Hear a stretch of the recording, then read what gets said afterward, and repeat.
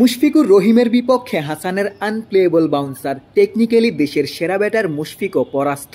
হাসানের বাউন্সারে ডাক করেও পার পেলেন না। কিছু সময়ের জন্য মুশফিকও যেন অস্বস্তিতেই পড়লেন। না, ব্যথা অবশ্য পাননি, তবে হাসানের বাউন্সারে রীতিমতো ঘাবড়ে গিয়েছেন।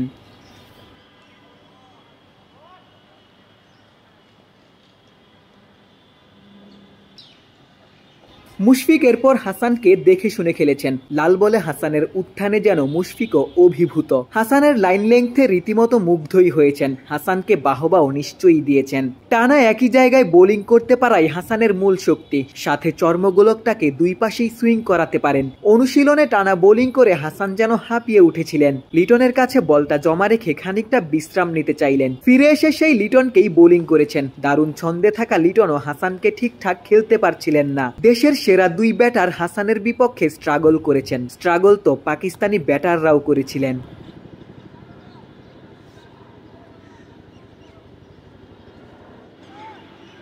পাকিস্তানে হাসান ছিলেন অপ্রতিরোধ্য। ক্যারিয়ারের প্রথম ফাইফারটা পাকিস্তানেই, নিজের তৃতীয় টেস্টেই। পাকিস্তানের বিপক্ষে দ্বিতীয় টেস্ট জয়ের বড় ভূমিকাটাও হাসানেরই। বাবরদের টপ অর্ডার জমে ওঠা মিডল অর্ডার কিংবা লোয়ার অর্ডারও হাসানই ধসিয়ে দিয়েছিলেন। ক্যারিয়ারের 3 টেস্টেই হাসানের উইকেট সংখ্যা 14টা। নিখুঁত রানাপে স্মুথ বোলিং অ্যাকশন, আছে ক্রিকেট বলটাকে দুই পাশেই সুইং করানোর ক্ষমতা। দেশের সেরা বোলার হওয়ার সব গুণই রয়েছে হাসানের মধ্যে।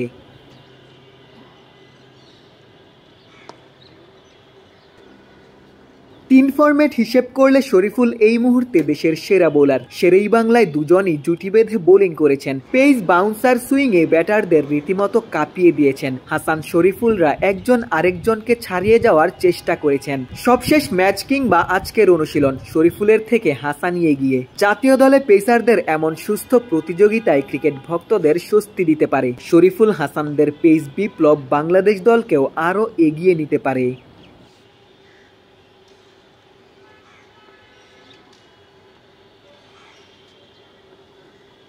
শেরেই বাংলা জাতীয় ক্রিকেট স্টেডিয়াম থেকে ক্যামেরায় আমিনুল ইসলাম সুজনের সঙ্গে গোলাম সারোয়ার, ক্রিকেট 97।